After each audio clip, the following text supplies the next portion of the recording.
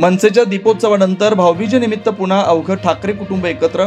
राज ठाकरेंची बहीण जय जयवंतींच्या निवासस्थानी कुटुंबियांचा स्नेहमिलन.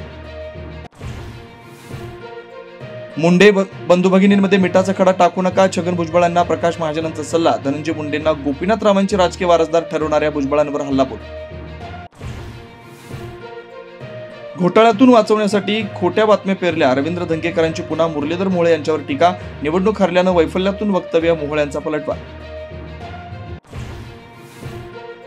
मतदार याद्यांवरून टीका करणाऱ्यांना विरोधकांचा लोकसभेत झालेला लाभ चव्हाट्यावर आणू. अनौपचारिक गप्पांमध्ये मुख्यमंत्री फडणवीसांचा इशारा. मोठ्या वादानंतर अखेर गुंड निलेश घायवळचा पासपोर्ट रद्द. पासपोर्ट कार्यालयाकडून आदेश जारी. शक्तीपीठ महामार्गामध्ये बदल होण्याची शक्यता. मुख्यमंत्र्यांची माहिती. तर निवडणुकीनंतर जातीचे विषय मागे पडतील. जाती राजकारण करणाऱ्यांना फडणवीसांची फटका. कल्याणमधील मोहने परिसरात दारुड्या गावगुंडांचा हैदोस. पोलिसांना देखत महिलांना मारहाण. जुन्या वादाचं मारहाणीत पर्यवसन. बिहारमध्ये महागठबंधनाचं ठरलं.